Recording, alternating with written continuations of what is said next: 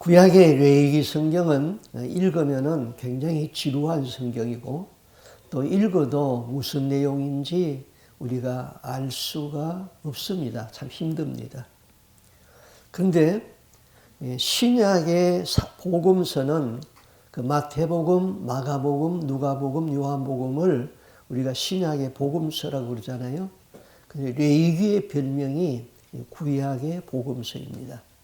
레위기를 우리가 바로 이해하면은 구약의 예수님의 말씀을 그대로 있는 복음서와 같죠.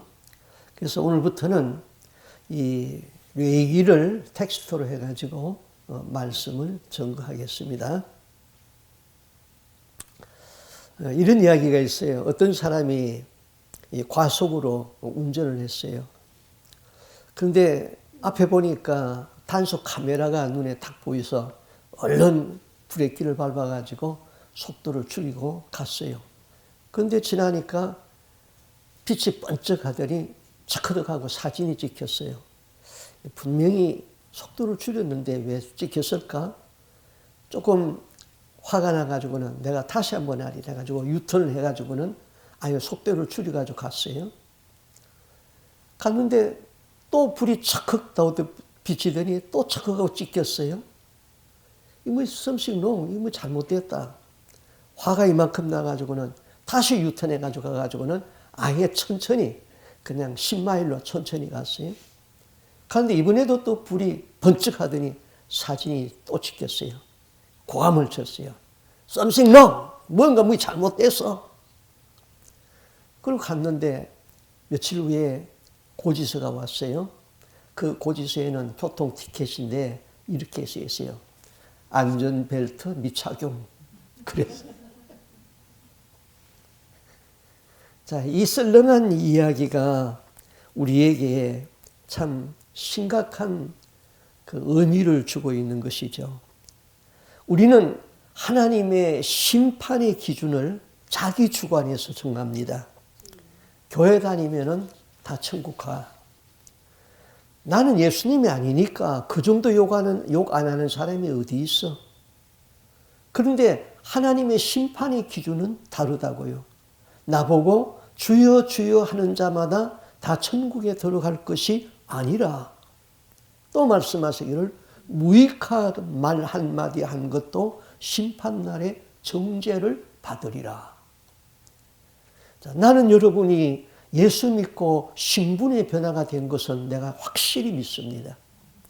여러분들이 다 신분의 변화가 되어서 하나님의 자녀되는 권세를 얻었어요. 그러나 어제 저녁에도 우리가 공부했습니다마는 여러분의 성품 변화가 됐습니까? 그는 내가 믿지 못하겠어요. 신분 변화만 받았다고 천국 가는 게 아니라 성품 변화가 일어나야 되는 거거든요. 나는 예수를 믿는데 날마다 신경질 내고 짜증내고 이웃에게 뭐 싸우고 이런 사람이 천국 갑니까? 어떤 사람들은 그래요.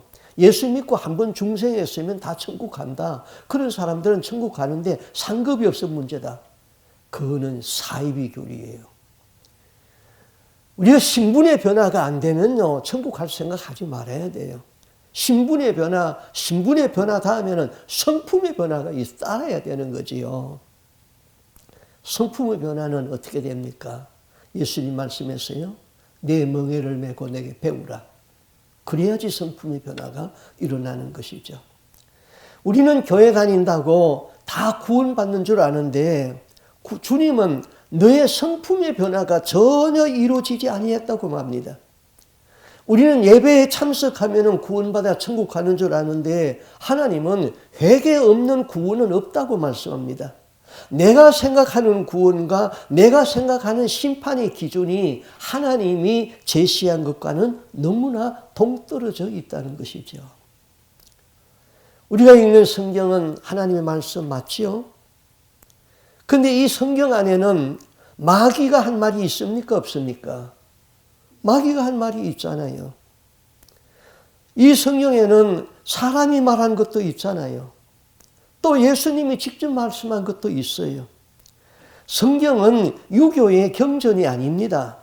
성경은 좋은 얘기만 써놓은 것이 아니잖아요. 마태복음 예수님의 족보에 볼 것 같으면 다윗은 우리아의 아내에게서 솔로몬을 낳고 그랬어요? 왜 자기 아내에게서 솔로몬을 낳아야지 왜 우리아의 아내에게서 솔로몬을 낳아요? 성경은 그대로 그냥 다 들춰내버렸단 말입니다. 그것은 우리아를 전쟁터에 보내고 전사시키고 그의 아내를 데려왔기 때문에 그 행위가 옳지 아니해서 그렇게 기록했던 것이죠. 자, 이 성경에는 선지자의 입을 통하여서 하나님이 주신 말씀도 있습니다. 이 성경 안에는 마귀의 말도 의미가 있고 사람이 한 말도 우리를 깨우쳐 주지만은 가장 중요한 것은 복음서에서 예수님이 직접 우리에게 뭐라고 말씀했는가? 그래서 복음서가 중요한 것이죠. 예수님이 한 말을 직접 읽어보라 이것이죠.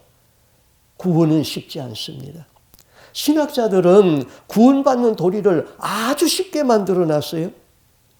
그러나 예수님의 말씀을 읽어보면은 구원이 결코 싸구려 구원이 아니라는 것을 알 수 있습니다. 십자가에서 예수님이 피를 흘리고 죽으셨습니다. 예수님이 십자가에서 피를 흘린 그 대속의 구원은 싸구려가 아니에요. 십자가는 하나님의 아들이 나의 죄를 대속하기 위하여서 생명을 들인 값비싼 대가를 치른 것이지요. 그러므로 구원이 거저 주시는 하나님의 은혜라고 해가지고 싸구려 구원이라고 생각하면은 아니 된다 이것이죠. 고대 그리스는 고대 문명의 발상지입니다. 지금도 그리스에는 많은 관광객이 온다고 합니다. 그런데 거기에 그 아크로폴리스 신전에는 하루에도 수천 명씩 관광객이 방문합니다. 그런데 그 신전 주위에는 그 수천 년 동안 비바람에 의하여서 대리석에서 떨어져 나간 조각들이 가끔 나오는데 관광객들은 그걸 주우면은 아주 좋아하고 이 수천 년 된 그리스에 있는 신전에서 주워온 것이라고 집에다가 아주 보물처럼 잘 보관을 합니다. 그런데 이상한 것은 그렇게 많은 관광객들이 그 조각들을 그렇게 많이 주워 갔는데도 조각품들은 계속 나온다는 거예요. 이것은 그 조각품들이 다 없어지면은 수마일 떨어진 대리석 채석장에서 부스러기를 가지고 와가지고 주변에다가 흩어놓는다는 것입니다. 그러면 사람들은 그 아무런 쓸모없는 대리석 조각들을 주워놓고는 이것이 몇천 년 된 조각품이라고 믿고 그걸 집에다가 보관을 하지요. 가짜를 진품이라고 믿는 어리석은 일이라는 것입니다. 우리 신앙도 그래요. 내가 가지고 있는 믿음이 진품입니까? 아니면 유사품입니까? 세상에는 진품도 있고 가짜도 있고 유사품도 있습니다. 우리 믿음도 진품이 있고 가짜가 있고 유사품이 있는 것이죠. 가짜는 눈에 잘 드러납니다. 이라는 가짜예요. 쉽게 구별이 됩니다. 유사품은 진짜 같기도 하고 가짜 같기도 하고 잘 구분이 안 됩니다. 유사품과 진품이 언제 판명이 됩니까?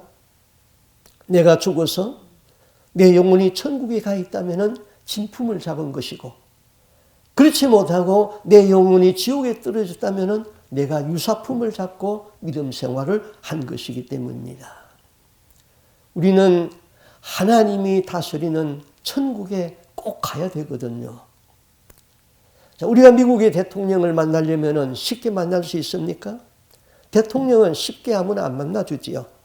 대통령을 만나기 위해서는 신분의 검사가 필요하고 백악관에 들어갈 수 있는 출입증을 받아야 되고 경호원의 검문을 받아야 하고 절차가 까다롭습니다.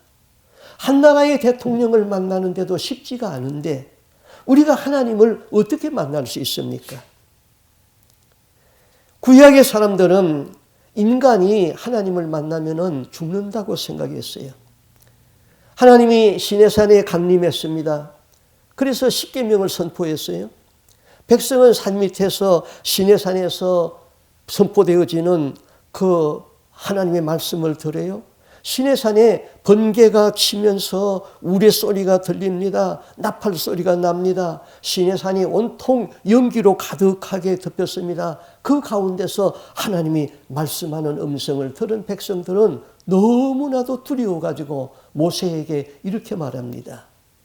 출애굽기 20장 19절에 보면 당신이 우리에게 말씀하소서 우리가 들으리이다. 하나님이 우리에게 말씀하지 말게 하여 주옵소서. 우리가 죽을까 하나이다. 너무너무 두려우신 하나님이에요.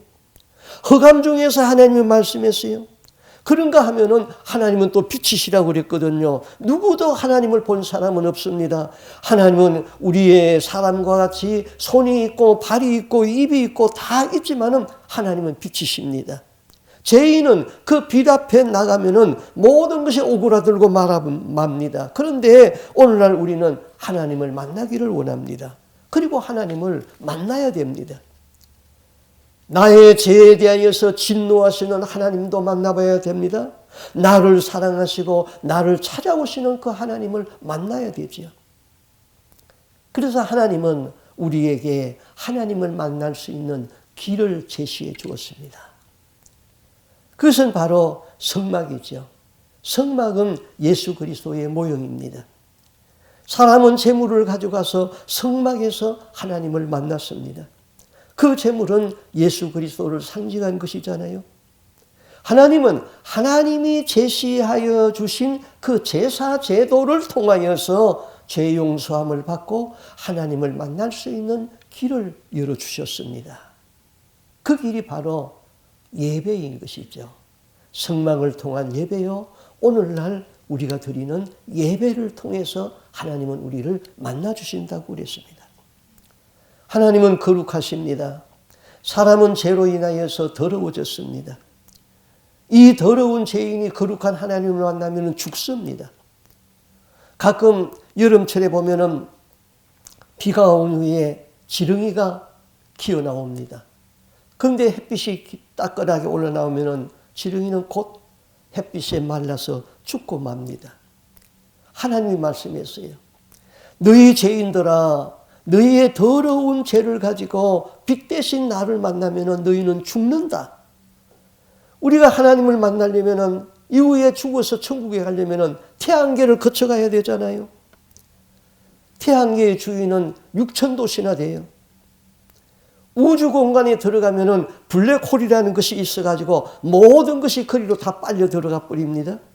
그런데 영원하신 빛, 그 빛 가운데 계신 분, 창조주 전능자 하나님이 하나님의 형상으로 우리의 사람을 만들고 우리를 만나고 싶어 합니다.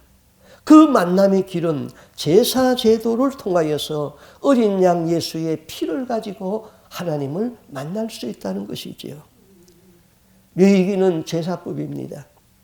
뇌이기 성경이 중요한 이유는 우리 인간이 하나님께 나갈 수 있는 유일한 방법이 계시되어져 있기 때문에 뇌이기가 중요한 것이지요. 뇌이기 1장 1절에서 이렇게 말합니다.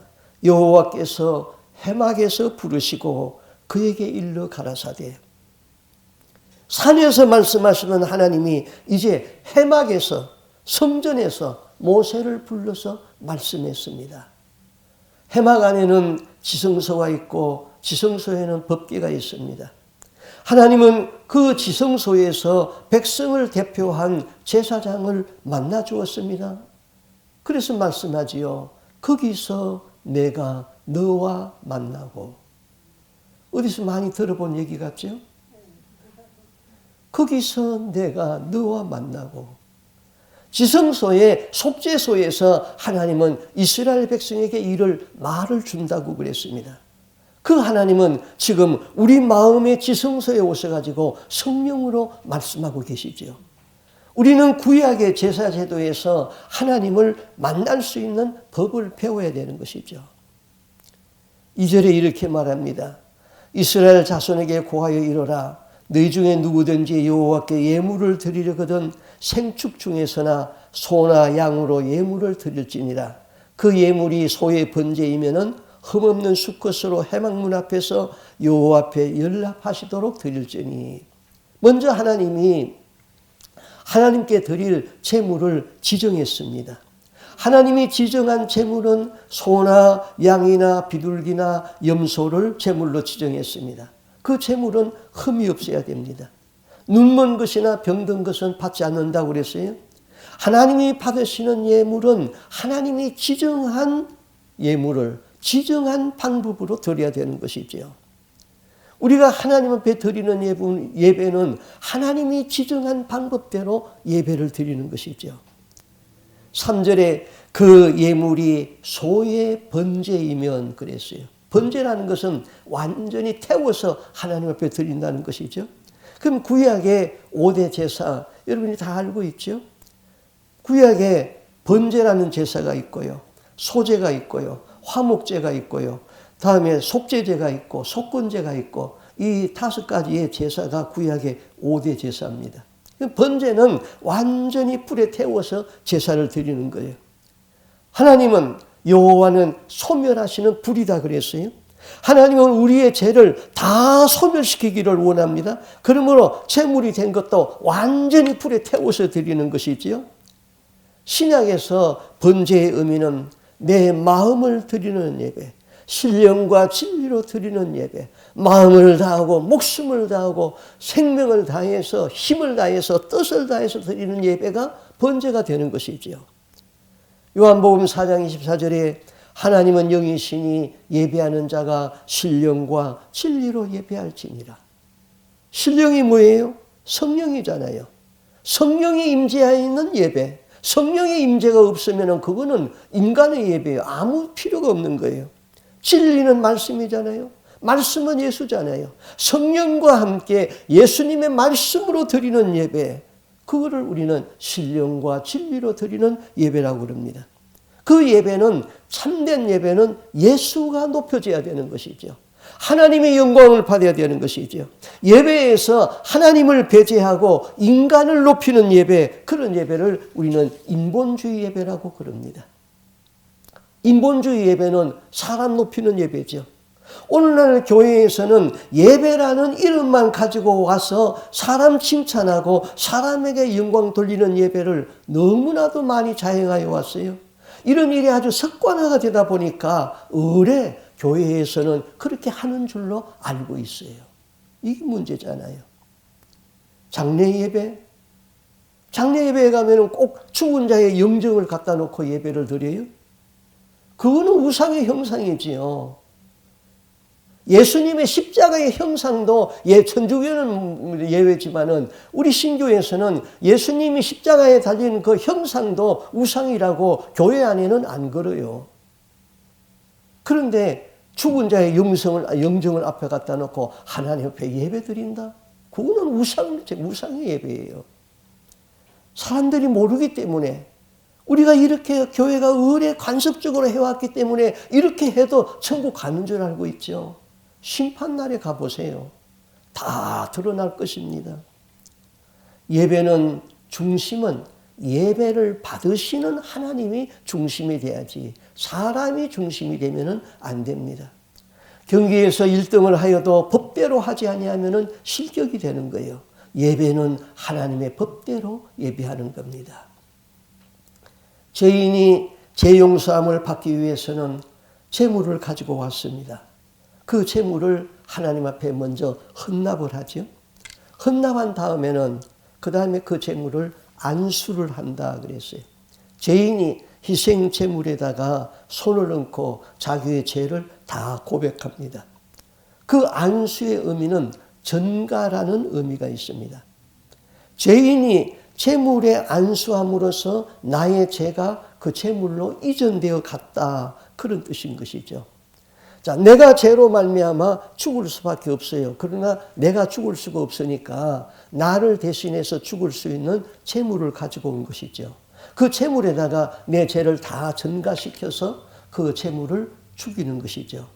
그러면은 그 제물은 누구를 상징하는 것이죠? 예수 그리스도잖아요. 예수는 우리의 모든 죄를 다 전가받아서 십자가에서 희생 제물이 되었습니다. 자, 그러면은 제물에 안수하면은 변화가 생겨요.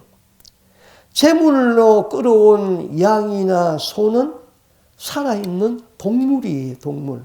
그 동물에 내가 안수를 했어요. 안수해서 나의 죄를 전가를 받았어요. 그러면은 제물이 되었어요. 안수한 그 동물은 제물인데 동물이 제물이 되었어요. 제물은 죽어야 되는 거예요. 살아있는 것은 하나님이 안 받았어요. 죽여야지 하나님이 그걸 받았다. 예수 믿기 전에 우리의 삶은 죄인의 삶이에요. 예수 믿은 후에 우리의 삶은 믿음으로 사는 의인의 삶이에요. 이거는 신분의 변화가 된 거예요. 신분의 변화만 가지고는 아니 되죠. 말씀과 성령을 통하여서 성품의 변화가 일어나야 되는 것이죠. 성품의 변화는 내가 죽는 데서부터 나타나는 겁니다. 그 다음에는 삶의 변화가 나오는 것이죠. 그때부터 다른 사람에게 필요한 사람이 되죠. 다른 사람을 축복합니다. 축복하며 사는 삶이 되죠. 그 축복 중에 하나가 안수라는 것입니다. 여러분 지금 하나님 앞에 나와 있습니다. 세상에서 제멋대로 살던 동물로 살다가 왔어요. 이곳에서 예배를 통하여서 성령의 임재가 있고 안수가 이루어지면 하나님이 받으시는 채물이 되는 것입니다. 자, 우리가 신앙생활 할 적에 안수를 하기도 하고 안수를 받기도 합니다. 자, 안수라는 것은 첫 번째로 죄인이 채물에 안수해서 나의 죄를 그쪽으로 전가시킨다는 의미가 있다고 그랬어요.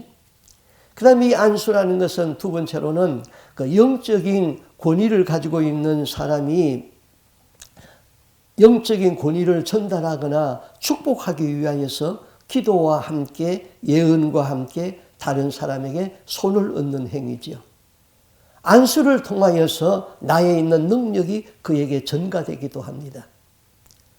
세 번째는 안수하는 사람은 하나님의 축복의 통로가 됩니다. 그러므로 안수하는 사람이 영적으로 올바른 상태가 아니면은 축복과 통로가 될 수가 없어요. 그러므로 안수는 아무한테나 받는 것도 아니고 아무나 안수하는 것도 아니죠. 바울이 그의 디모데에게 이렇게 편지했습니다.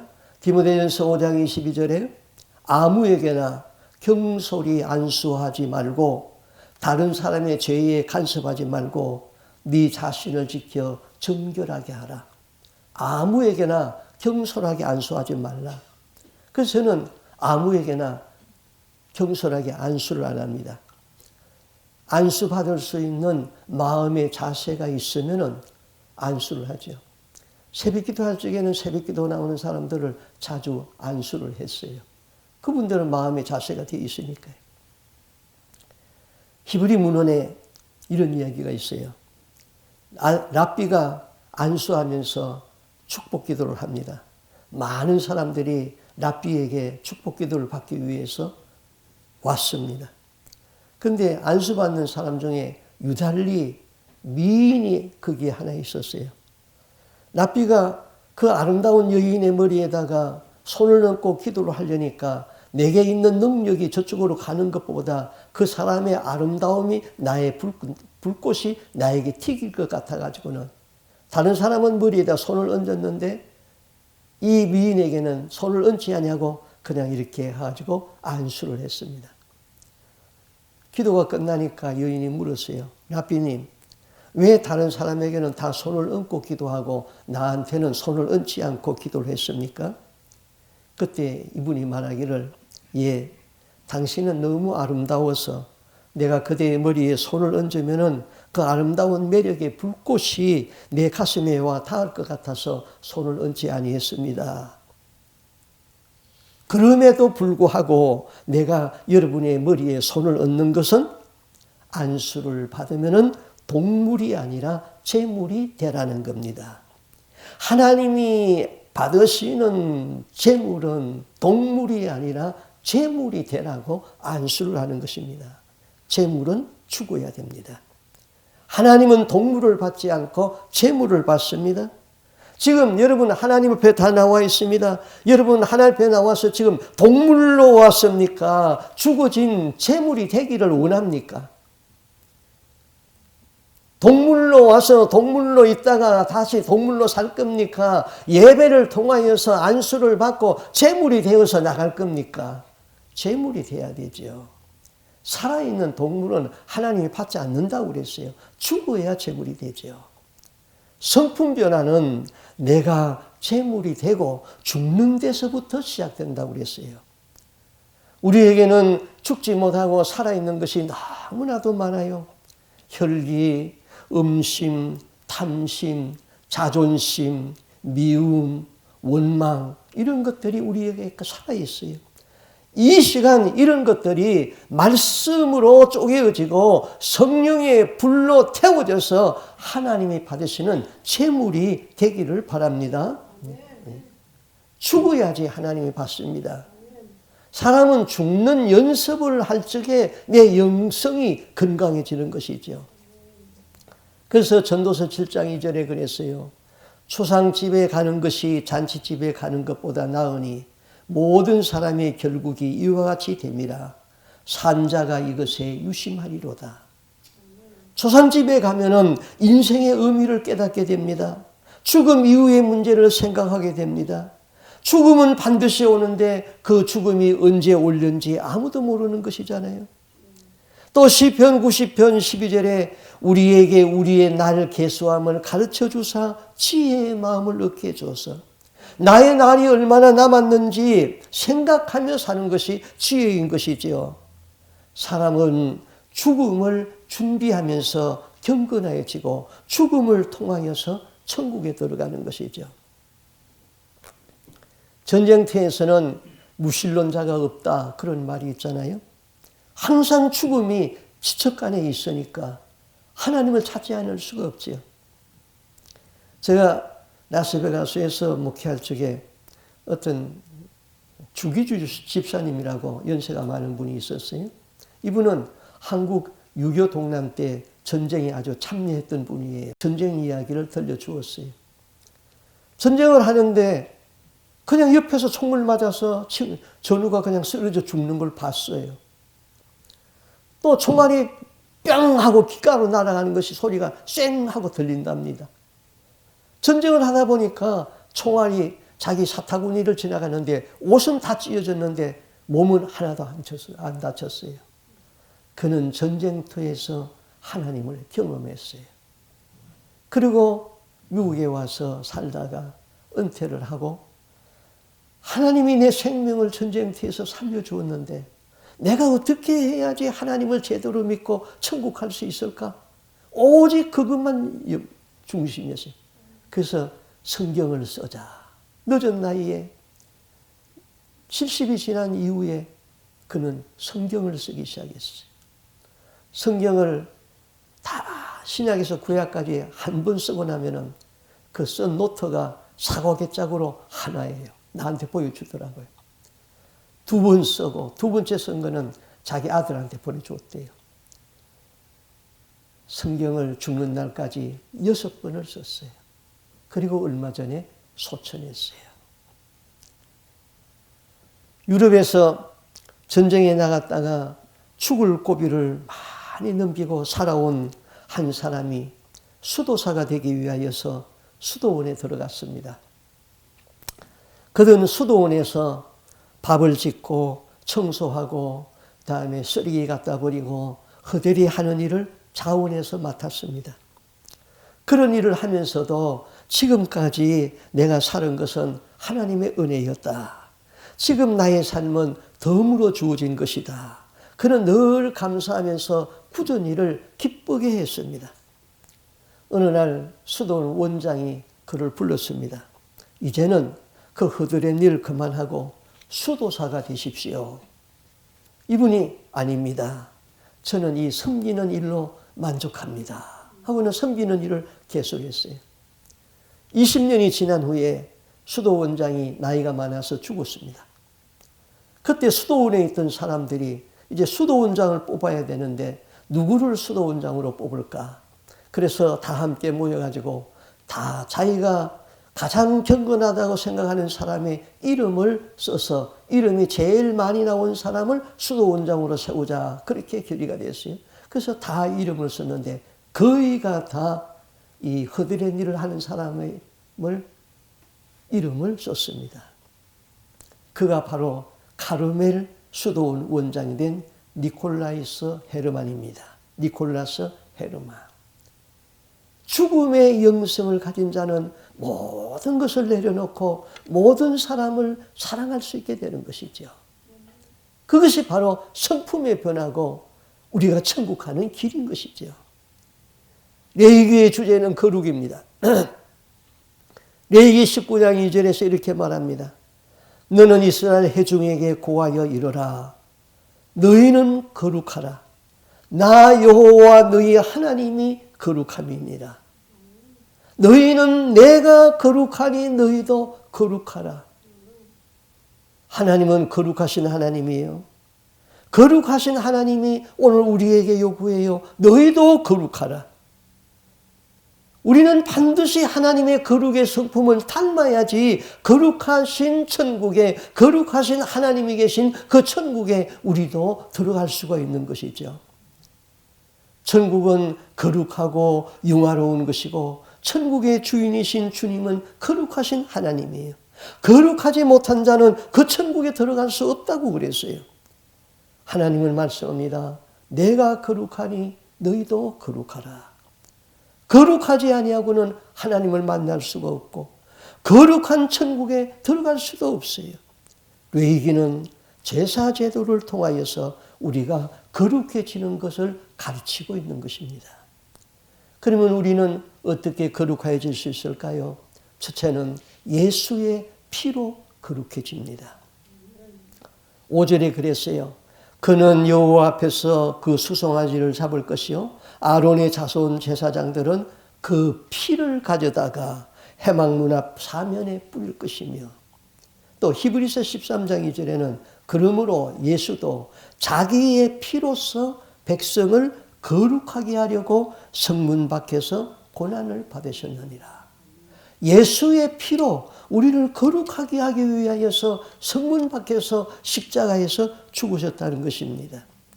예수의 피로 거룩하여진다는 것은 우리의 죄는 예수의 피로서만이 깨끗이 씻을 수 있는 것이죠. 죄는 비누로 씻는 것이 아니에요. 죄는 예수님의 피로서 씻겨지는 것입니다.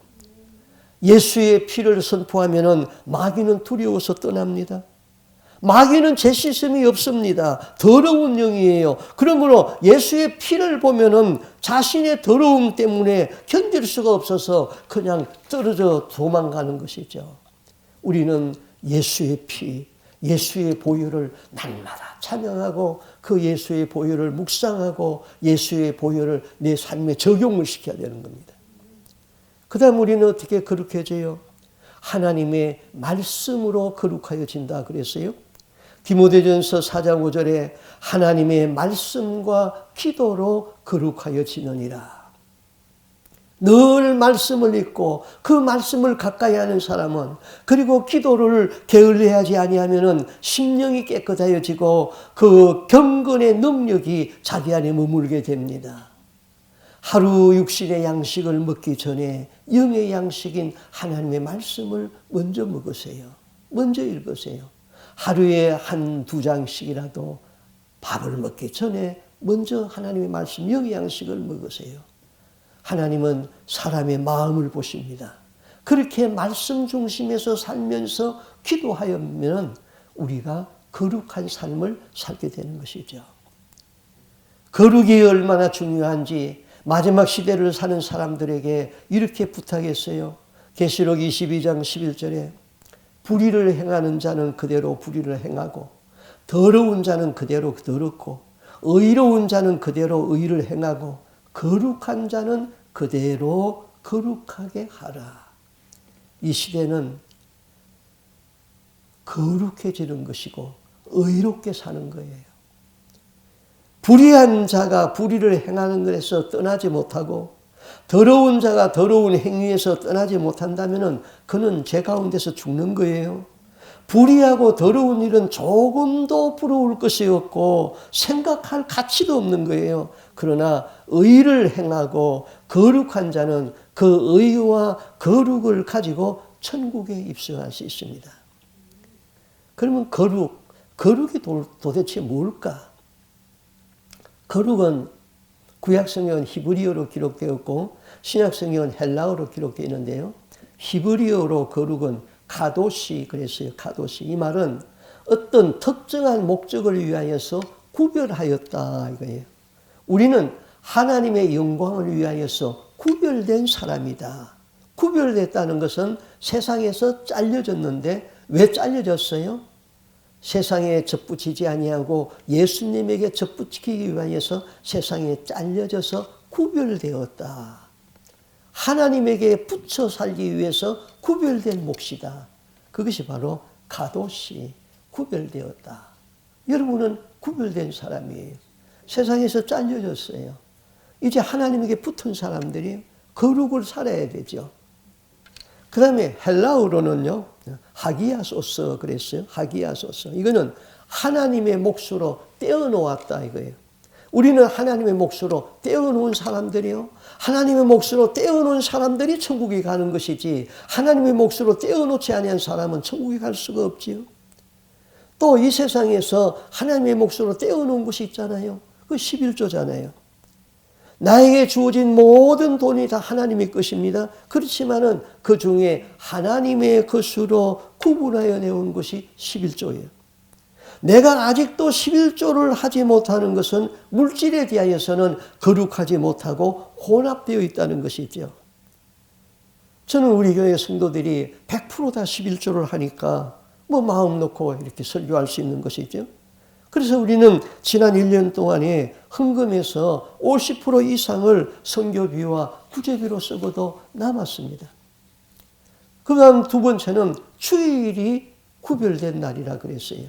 모든 날들이 다 거룩하지만은 이 날은 하나님의 날로 구별된 날입니다. 주일을 하나님 앞에 예배하고 헌신하는 날로 떼어놓은 날이지요. 세 번째는 우리의 삶이 세상과 구별되어 있어요. 여러분이 세상 속에서 세상 사람들이 살아가는 모습대로 그냥 엄벙덤벙 살면은 세상에 묻혀서 살면은 그건 구별된 것이 아닙니다. 하나님의 몫으로 내 삶을 드리는 것이 성결이고 그것이 거룩이에요. 세상 안에 살지만은 그 세상에서 구별된 사람을 우리는 성도라고 부릅니다. 거룩하다 의미는 더럽지 않고 깨끗하다 그런 의미인 것입니다. 하나님은 구별된 날에 구별된 예배를 받으십니다. 하나님은 구별된 헌물과 11조를 받으십니다. 하나님은 예수의 피로 씻음받은 구별된 성도들을 찾고 있는 것이죠. 그럼 이 거룩의 반대는 불결한 것이죠. 영어로는 unclean이죠. 이 단어는 성경에 130번 이상 성경에 기록되었어요. 불결한 것은 죄요. 우상숭배, 간음하는 것, 거짓말하는 것, 거짓된 마음, 교만한 말, 교만한 태도 이런 것은 다 우리를 더럽게 만드는 것이죠. 죄는 거룩함을 오염시키는 거예요. 죄는 귀신을 불러들이고 있어요. 죄는 지옥의 냄새를 풍기는 거예요. 우리는 이 세상에서 구별된 성도로 거룩한 삶을 살다가 거룩한 천국에 우리 모두 다 입성할 수 있는 저와 여러분이 될 수 있기를 바랍니다. 아멘. 기도합니다. 거룩하신 하나님 아버지, 우리는 세상에서 동물로 살다가 하나님 앞에 바쳐지는 제물이 되기 위하여서 이곳에 왔습니다. 말씀을 통하여서 성령의 칼로 죽임을 당하고 하나님 아버지 우리가 죽은 제물이 되었을 적에 하나님이 받으시는 것을 아오니 오늘도 죽어지는 경험을 갖게 하여 주옵시고 거룩한 제물이 되어서 하나님 앞에 영광이 되게 하여 주시옵소서. 하나님 아버지 우리가 죽으려 해도 성령과 말씀이 아니고는 죽을 수가 없습니다. 항상 하나님의 말씀을 가까이 하고 기도로 가까이 하여서 하나님 그 말씀의 칼이 우리의 심령에 꽂히게 하여 주시옵시고 성령의 불로 우리의 죄악을 소멸시켜 주시옵소서. 우리가 주님을 믿습니다. 믿음으로 말미암아 신분의 변화가 다 이루어져서 하나님의 자녀되는 특권을 가졌습니다. 여기에서 그치지 아니하고 성품의 변화가 일어나게 하여 주옵시고 행동의 변화가 일어나게 하여 주옵소서. 그러려니 우리는 예수 그리스도 앞에 나와서 주님의 멍에를 메고 그 안에서 배워야 하겠사오니 날마다 배우고 성결된 삶이 되게 하여 주시옵소서. 예수의 피로 거룩해지고 하나님의 말씀으로 거룩한 삶을 살다가 땅의 장막이 무너질 적에 거룩하신 천국에 거룩하신 하나님이 계신 곳에 거룩한 몸으로 다 그곳에 들어가는 우리 모든 성도들이 되기를 간절히 소원하옵고 존귀하신 예수님 이름으로 기도하옵나이다. 아멘.